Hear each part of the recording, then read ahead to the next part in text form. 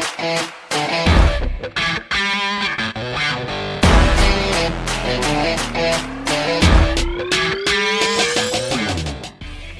there, and welcome to yet another episode of Sub Second.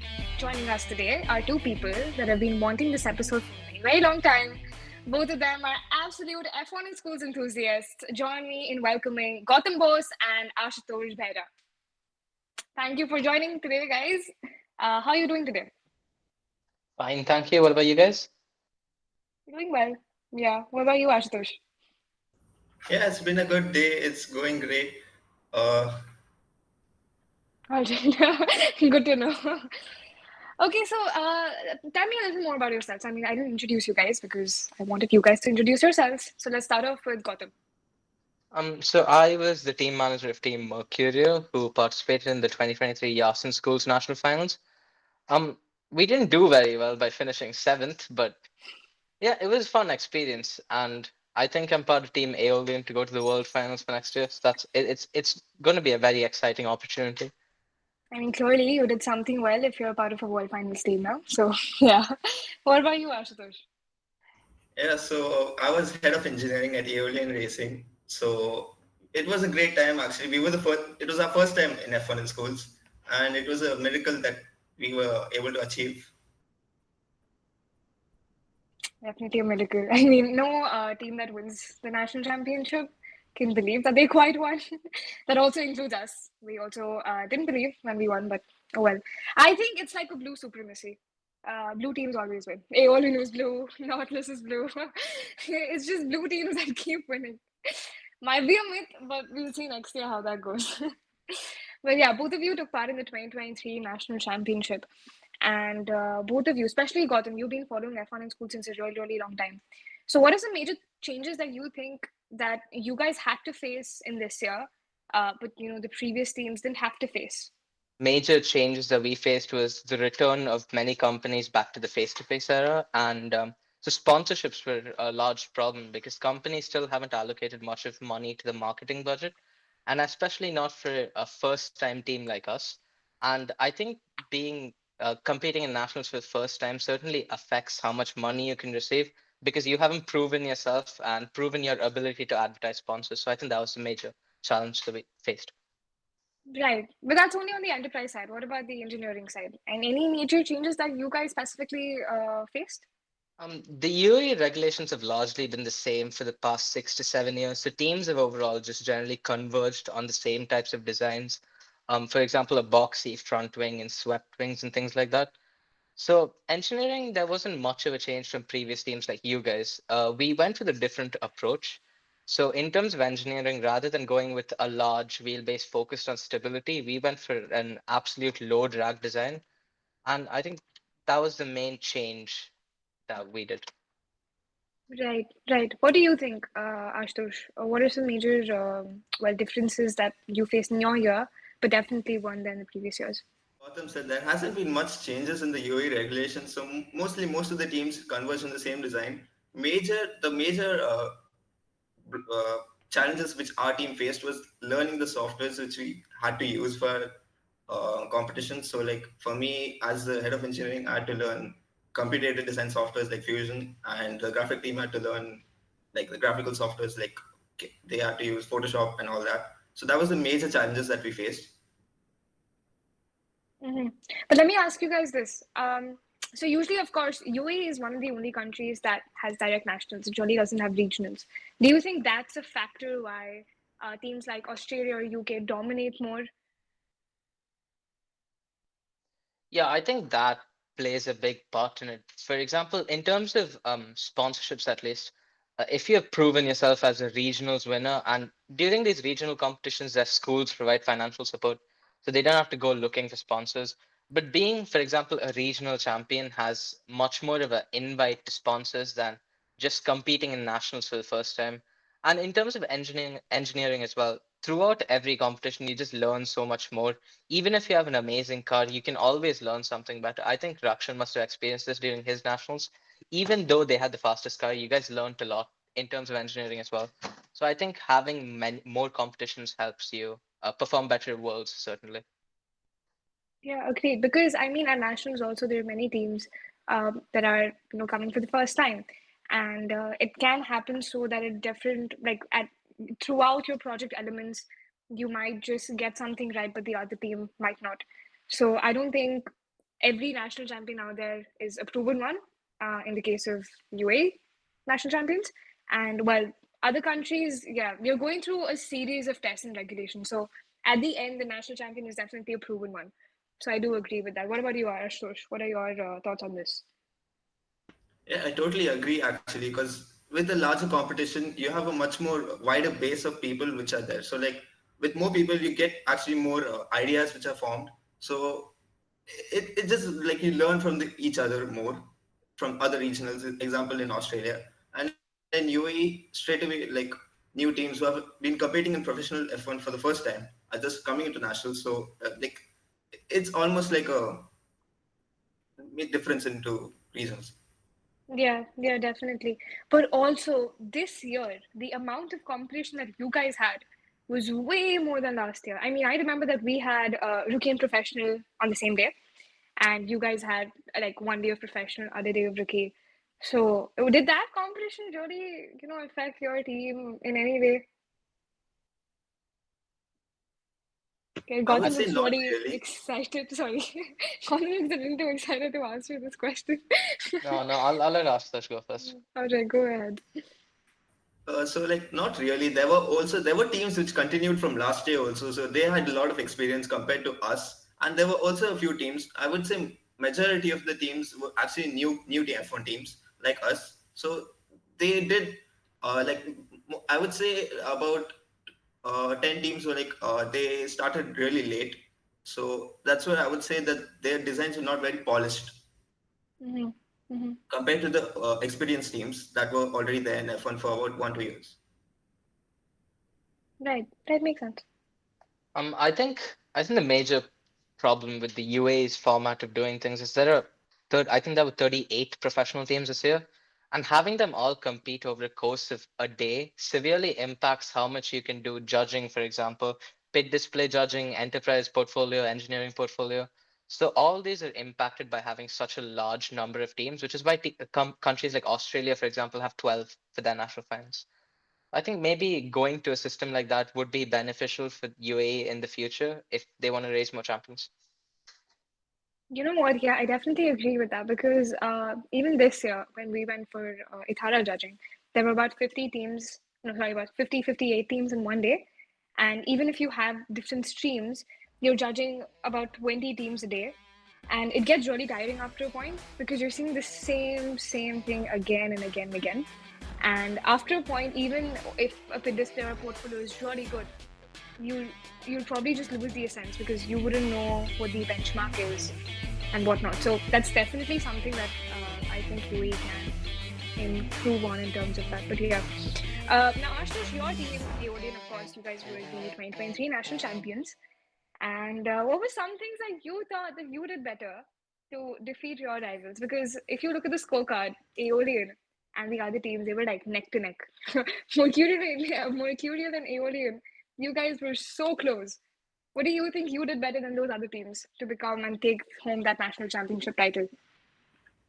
Yeah, so I would say our manufacturing was really good, and the paintwork on a car was really good. So like we manufactured our cars were the front nose cone and the rear wing. They almost seemed like there was no attachment, so it was almost like a flush fit, and the painting was also very smooth. So like the surfaces were very smooth, and also I would say our verbal presentation was also a key factor in this. So our verbal presentation went really well. I mean, you guys won the best formal presentation award, so clearly you did something well there. Yeah. But yeah, did you expect it that you win verbal presentations? Because I didn't. I'll be honest. No, actually, we did not expect verbal presentation award because our verbal presentation was also rushed. Our major focus was on the car, and the verbal presentation was rushed. It was kept towards the last. So the quality, it was more on time than being on quality. So our verbal presentation was not polished for the end. Right, but I guess when you go in front of the judges, it just magically becomes polished, and therefore you win. Now, Yeah. Gautam seemed a little too excited again when I asked this question. So, same question to you, Gautam. But what do you think you could have done better to take home that national championship title for Mercurial? Honestly, I think the portfolios were as polished as they'd be for our first time competing. We've learned a lot there, and I think now, if we were competing again, they would be better. In terms of a lot went wrong in at the end, as every team, like prepare for failure, but we didn't really do that.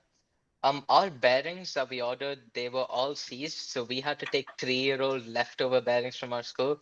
This impacted our track time a lot. I know we still had the third fastest track time and the fastest without rookie wheels, but yeah, I think maybe we'd have more risk assessment and planning.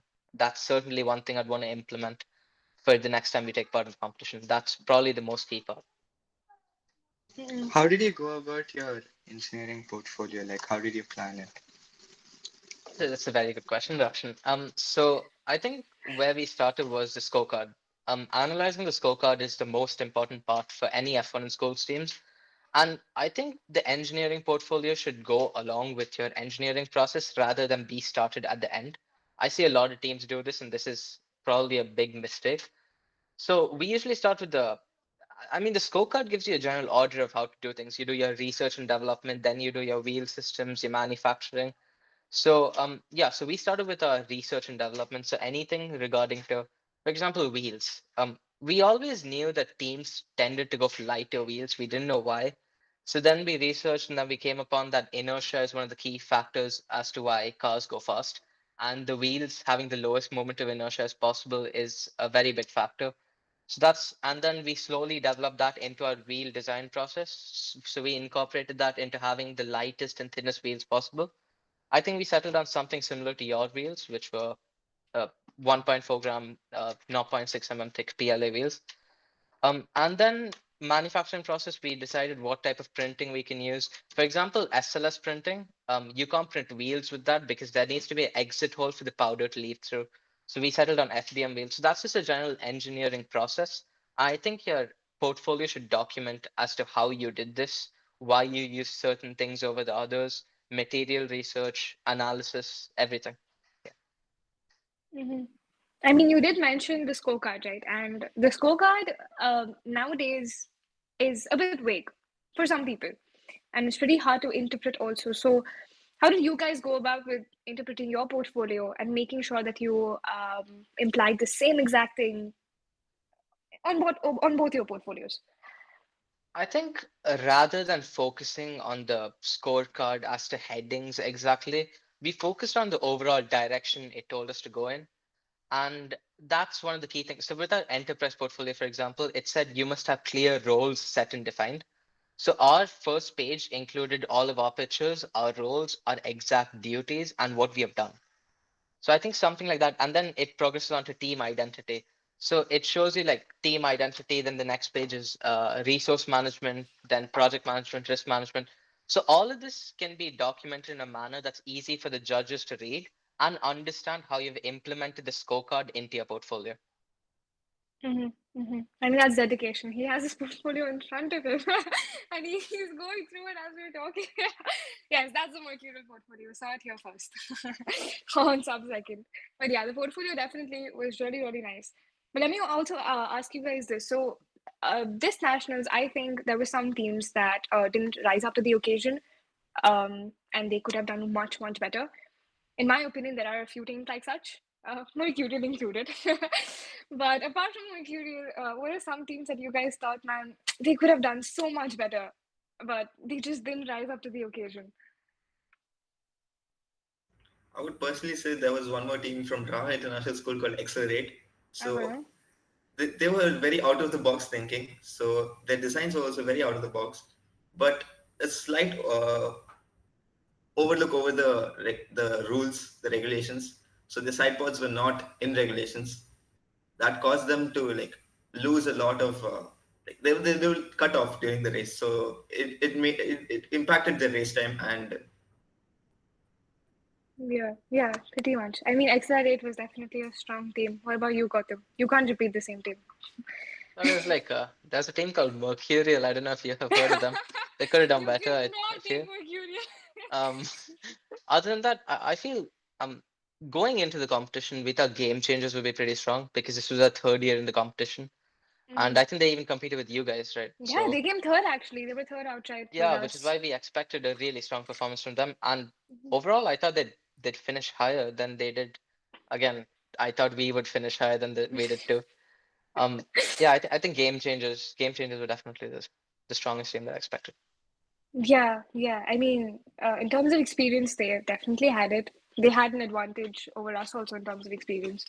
We were also newbies into the competition, and they finished third in our year also. Yes, so I definitely agree with that. I thought game changers would be really, really strong. Accelerate was one of them.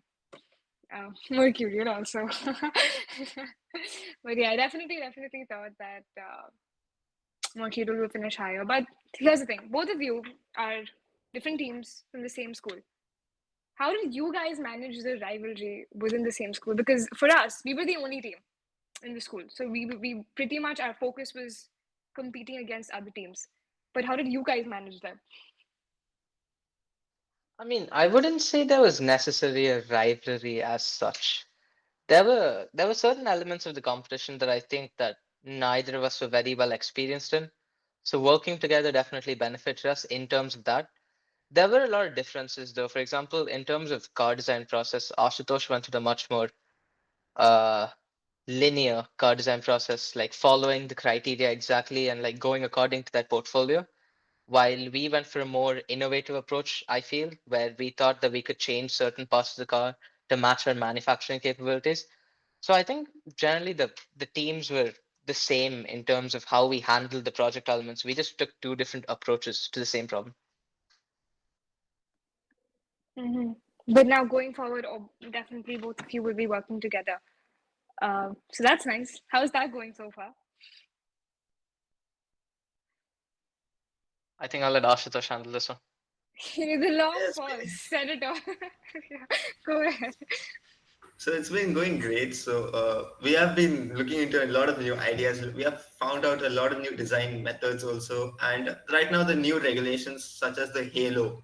So that's one more new challenge. So we haven't seen other teams face how are they going to design around the Halo. So that's also one more thing we are looking into. Like how do we integrate the Halo into our design, and how do we use it? Actually, speaking of the Halo, Rakshan, if I may ask, how have you been dealing with the challenge of the Halo and the helmet? 1 minute, 1 minute. You can't become a host here. He's interviewing us now. But sure, Action, go ahead. I also want to hear this. The Halo. Okay. Says it all. The Halo. Well, it's certainly been a challenge, but you see, you can always design around it, and if you have talent, you can do it, and I can do it. So So yeah, basically, he's saying that he has talent. Do you, Action? Do you have talent? I like to think so. Uh-huh. Well, yeah, you will see how the Halo affects us in exactly a few days. I lost count. But yeah, World Finals is fast approaching, and you'll see how Team Nautilus does at the World Finals, I guess. He'll get to see our car. Yeah, you'll definitely see your car on track. That's a promise. Exactly. But also, guys, participating in national finals, going through this entire journey and competing against so many teams and finishing top 10, that in itself is a really, really big achievement. But yeah, what have you guys learned from this entire process? Like, what's majorly affected you, or what's something you would actually take back home? I think the ability to face a challenge and overcome it through your hard work alone. I think that's what I've learned majorly from this competition. Even without winning, I've learned a lot. For example, I as team manager, I was generally involved in everything except graphic design because I cannot draw. Except that I was involved in the car design process. I was involved in both the portfolios, making of them, how we handled our team, and so I think what I've majorly learned is that anything can be overcome if you put enough time into it. what I've learned. What about you, Ashutosh? As like I'm being the head of engineering, I've learned a lot into like engineering aspects, and in the future I do want to become an engineer. So it has helped me in a lot of ways. So example like computer aided design or computational fluid dynamics. So all these softwares, they have I've learned them, and I'm pretty sure it's pretty useful for me in the future too. Gautam, I have a question for you. You had mentioned, Right. so you guys looked at a different approach to your car and you guys went with a shorter wheelbase and focused on aerodynamics. So why did you take that approach? If you have a longer wheelbase, isn't it more stable? Why a shorter wheelbase? I think there are many examples of teams with shorter wheelbases who don't really focus on the stability aspect. For example, there was Helios Racing last year, which I think they had a lift aerofoil in the front and they had a heavy, large stabilizing rear wing in the back. So you can see that that car just flew. From launch, if you analyze the video in slow motion, you can see that the car like glided through the track. And stability is important. Yes, I agree with you. Horizon was a very stable car. CJJ Auto Vinco, which was 1.007 in 2018, that was a very stable car as well. But I think aerodynamics are just as equally important because if you don't have an aero development process, your portfolio isn't going to be good. Because a major part of your portfolio is being able to control certain factors. And sometimes teams just could have lucky canisters and they could have a very stable car, just go perfectly straight. So you got to handle everything that you can. And we felt the drag was also one of the factors in our hands. So we used that to our advantage and we made an aerodynamic car. Now it didn't work as well as your guys because we got only third fastest and you guys were the fastest in like 6 years. But still, 7. Okay, yeah, of course, we had to give a shout out to Team Nautilus, the fastest car. But yeah, any thoughts on that, Ashutosh? Longer wheelbase on a car. So we didn't choose a longer wheelbase because if we make a longer wheelbase, automatically the car body will also be longer. So in order to make that a shorter, we made our wheelbase shorter. So the weight of the car was much more controllable with us. So the weight regulation is 50 grams. So we have to stay in that weight regulation. If I would have gone for a longer car, my car body would have been longer. 3D parts, 3D printed parts would have also been longer. So basically my weight would have increased doing for the car. So Okay. speaking of weight, so how did you manage to get your car to like 50 grams? Was it 50 grams? Yeah, it was definitely 50 grams. So how Okay. did I you was manage that? accurately 51 grams. Okay. So we kept a 1 gram tolerance to stay safe. And yeah, so how we managed the weight, our car, when we actually first when we measured the weight on Autodesk, it came out to be correct like 50 grams. But when we got it in real life, it was actually really underweight, about 20 grams underweight actually. So and we couldn't change it because the manufacturing dates have passed. So we thought around and we thought of ballast. So we added 3D printed ballast into the side pods, which helped us bring a car to the weight of 51 grams. And also the paint of the car. Paint also did add. Yeah, I have a question. If you add ballast to your side pods, doesn't it lower your center of mass? And as I read in your engineering portfolio, you wanted to keep it in line with the canister thrust vector. So also, what did you define your ballasts as in your engineering drawings? I like how both of them are ganging up against Ashutosh, and they're just torturing the poor man. It was not defined in engineering drawings, so we did lose 10 points in our specifications as for which came in our scorecard. So yeah, so and Rakshan, answering your question, the center of mass. So your canister is already like it's made out of metal and it's really high. It's about 20 grams, and our wing was also made for higher center of mass. So when we added ballast, we also made sure to push it really high, so it won't affect the center of mass really that much. okay, so Okay, so you calculated with the ballast, your center of mass, and you made sure it aligned. Okay, yeah, makes sense. Actually, Rakshan, I had a question for you as well. In regards to your nationals car, I saw that you had a really innovative rear wing design which connected to your rear wheel attachment. How did you come up with that? Okay, so we wanted, unlike your approach to what we thought, so we wanted the longest wheelbase possible, so that you have the most stable car. And if we just had two different attachments for your rear wing and your rear wheel support, then your wheelbase won't be as long. And we thought, okay, what can we do to pull it back even further? And then we thought, what if we just connect the the rear wheel support and the rear wing? Because we connected our front wheel support with our nose cone, and so we did a similar thing for our rear wing and rear wheel support to have the longest wheelbase possible. Well, it worked, didn't it? Yeah, we got the fastest car, so it worked. Okay, I'm very intrigued by this lovely discussion between the three of you grilling each other. But let's get back to me. Okay, let me ask you guys this here. So, F1 in schools has been going on for a really long time. There have been several UAE National Championships. There have been several World Championships. Who do you think is the greatest team ever to have competed in the UAE National Championship and also the World National Championship? Not National Championship, sorry, the World Championship. I think I'll let Ashutosh go first for this one. It's fine. Think under pressure. Just come up with the team. Let's start with World Championship. I think that's easier. I haven't been following F1 like Gotham.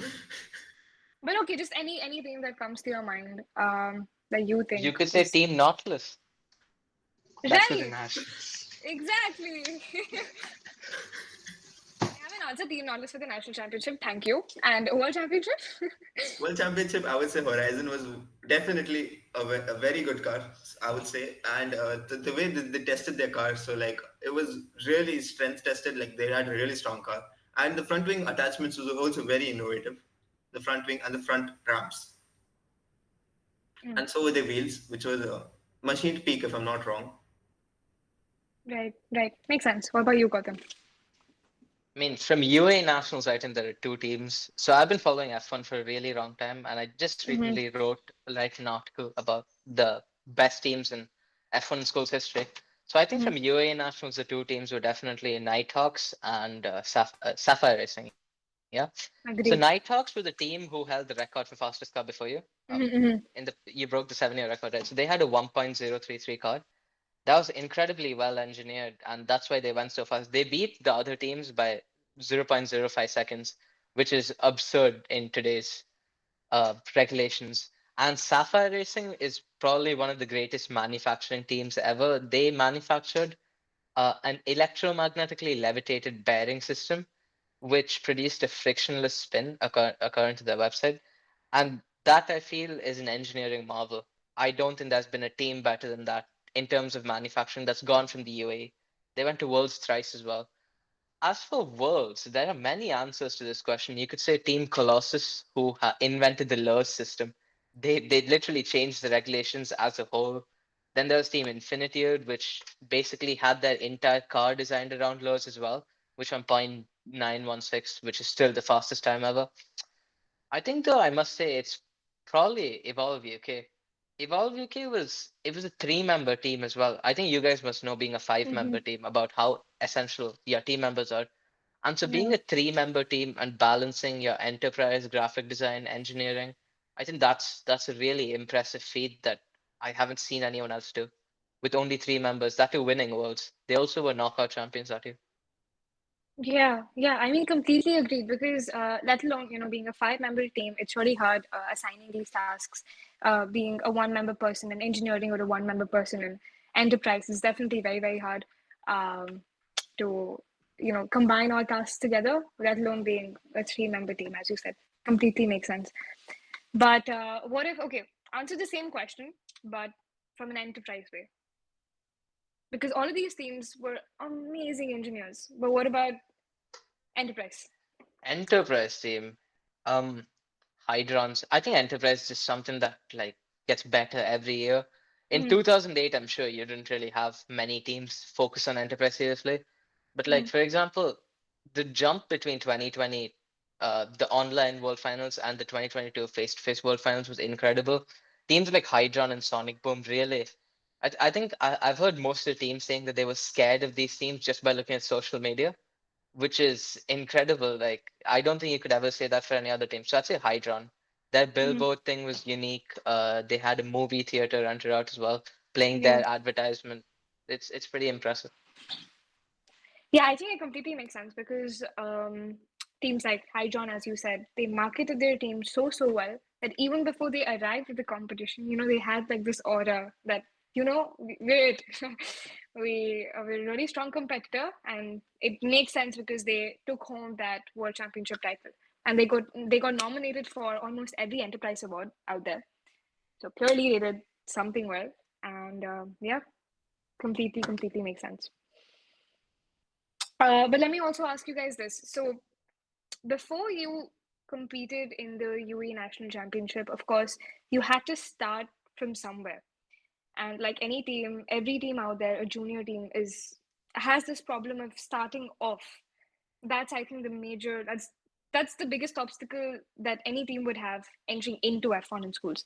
So how did you guys get started with your project elements? Actually, I think I can answer this one.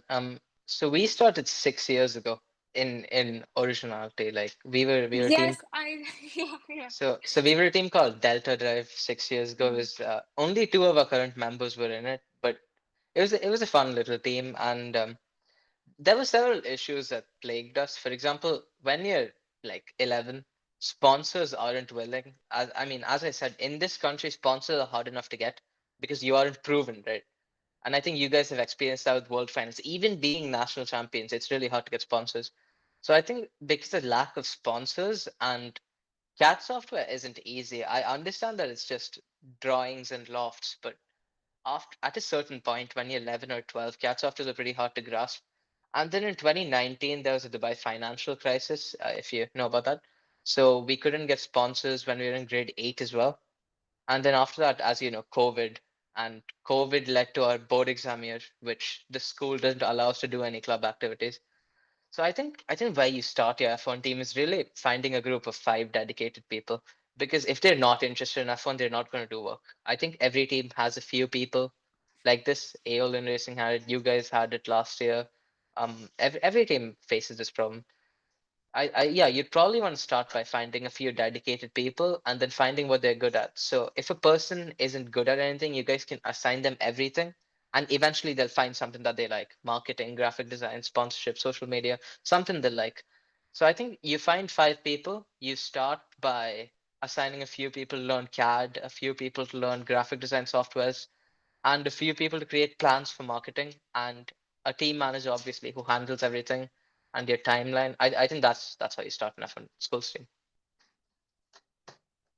Makes I sense. would totally agree with Gautam over here because our team being completely new team, so there were no members which were experienced in F1. And me learning CAD for the first time, there were not much tutorials online. So I had to choose the hardcore method by designing continuously and finding the tools that I recall a team helped you, mate. and yeah, so we had being an in school team, we had Mercurial who were very experienced, and they were majorly the helping hand in our team getting started and getting lifted up from the ground.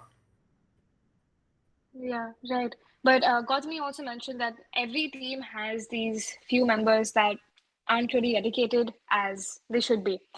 How did you deal with those members? Because we also had a few members that were really passionate about the competition, but they weren't specifically what we were looking for. And I'm aware that you also had members like such in your team. So how did you handle that?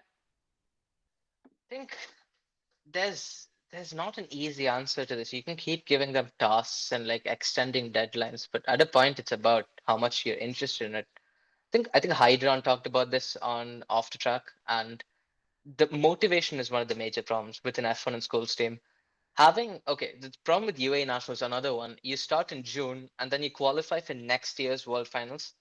So previously it was just maybe 5, 6 months, but now you have a year and a half. And the problem with that is staying motivated through the whole process. You can Yeah. keep designing cars, portfolios, you can keep doing social media, finding sponsors, but everyone will tire out eventually. I think the key part in identifying and taking care of these people is seeing who is burnt out and who is actually lost interest for the competition. I think if you can identify that, you can fix your team in a massive way and improve productivity throughout your team. Right. What about you, Ashutosh? Because Aeolian also faced this. This was a major problem actually in our team. So about Uh-huh.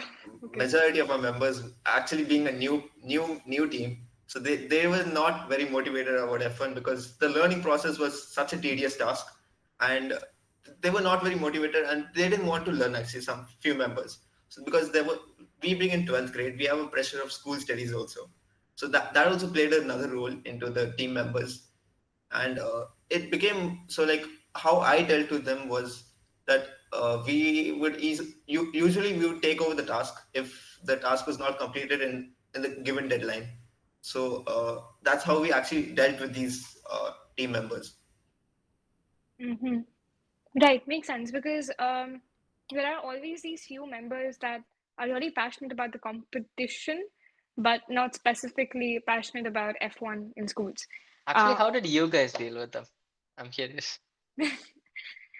so during nationals, we were a team of six, and we had a few members that definitely helped out. They were great support systems of the team, but again, taking Ashtosh's point, we were also newbies, and a lot of us didn't know what direction to go in.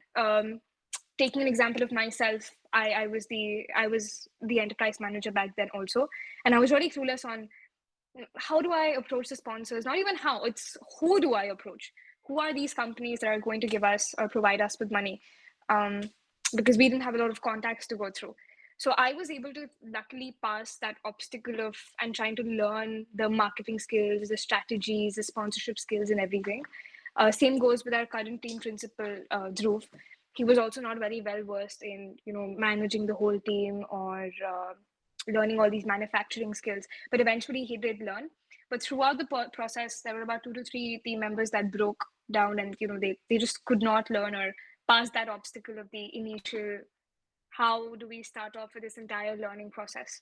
And when we got qualified for worlds, we could not afford any time waste in terms of trying to teach them these new skills, because that's what nationals is for. So they also knew their position, and therefore we had a proper team. But what are your thoughts on bringing in team members that haven't won nationals? Because we have one of them. We have Gaurav, who just came after we won nationals. So, what are your thoughts on that? Should they be allowed in a team, or should you just stick with the team that has originally won nationals? I think it's a big unknown. For countries like Australia, their national finals is generally hyper competitive. So you can see people jump from teams. For example, I think Aurora have a few people from Cejudo, which is Yes, yes, another I team see it. that competed in the Australian national finals. Hydron had a few people from another team as well. Yeah. And for example, Luke, who was on Team Infinity with Aurora and Horizon for 3 years in a row and did very well at Worlds. So I think taking members is a pretty important task. And if you can find them, I'd certainly say take them. But taking people who haven't competed in the competition, you'll face the same issues that you did, burning out, motivation. If they haven't won the competition, you don't necessarily know how motivated they'll be to try Mm, and win this at Worlds again.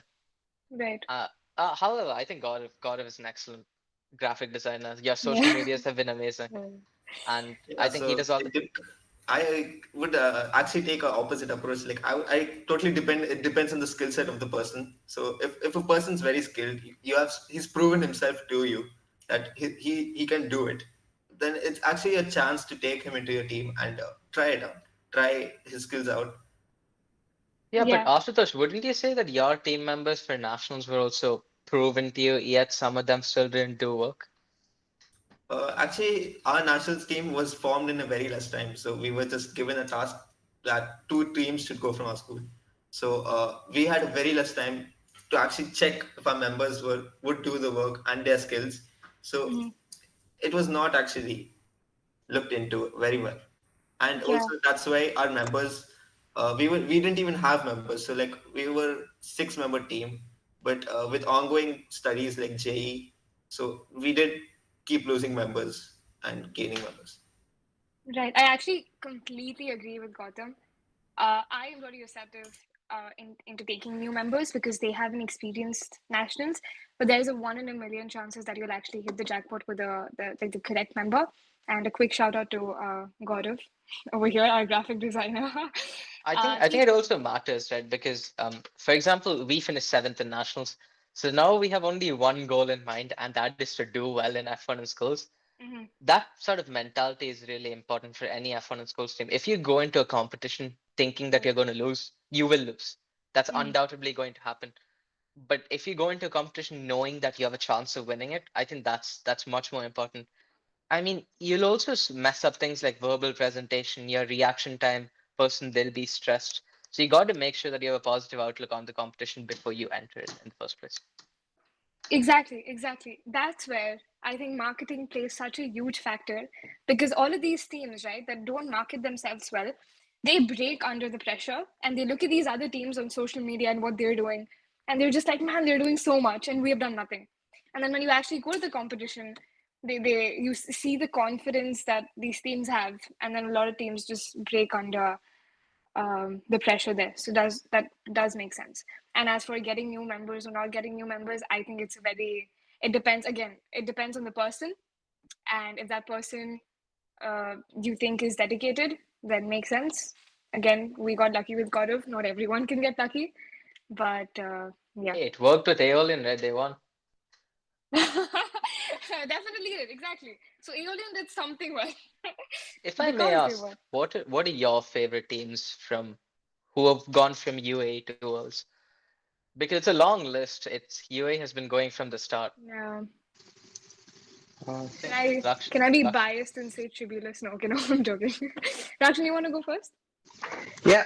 Um, you can't say Team Nautilus. no, no. We haven't My gone to the Worlds favorite, yet. We my, will. my favorite, my favorite team from the UAE National fans is definitely Blackbird X. So they competed for like 4 years in the competition, the UAE Nationals, and they have been very impressive. And yeah, from UAE Nationals, definitely Blackbird X.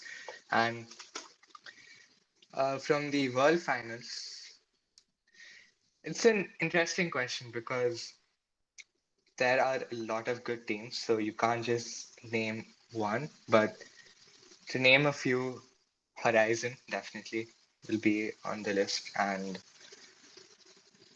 like Hydron and Sonic Boom, they are they were amazing.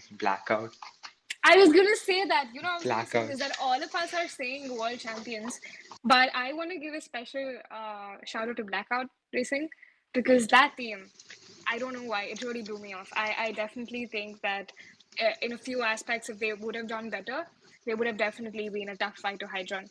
And they definitely had the potential to become world champions. So yeah, I do agree with Blackout. He stole my Yeah. answer, but yeah. Blackout was was an amazing It team. was an amazing team, very impressive team to say the least. And yeah, definitely. But Dakshin, do you have any questions for our guests today? Yeah, I think Gotham has one. I have forgotten. So Yeah. definitely it's been like Yeah. next to 2 months since the UAE Nationals got over. And how has your World Finals preparation been? I'm sure you have seen the new regulations. So how has that been? Are you asking me to teach you how to make a car, or what is this? I'm pretty sure I know that. Yeah, no, I've seen the regulations. I think you've even asked me a couple of things regarding your car. Um, but as for the new regulations, I think it's a good start. Going from the previous years, for example, in the document that I mentioned earlier, um, we saw that Hydron was generally like teams converged on that type of design. I think there were 5 teams last year with the same front wing design. Hydron, Momentum, Saudi Arabian team, and a couple of others. And you could see like the triangular rear wing featured on Blackout and Eclipse, which was originally done by like Evolve UK. So I think it's a good start. having a new set of regulations always allows for innovation. I know that the first year which you guys are going in probably won't be the fastest. Teams will be around 1.1, 1.15. But I think next year you can see teams slowly come back to the speed that they were at. It's also really interesting to see how teams tackle the challenge of a halo. It's just a big triangle in the middle of your car that leads onto a flat surface, which it isn't fun for air, and CFD certainly doesn't like it.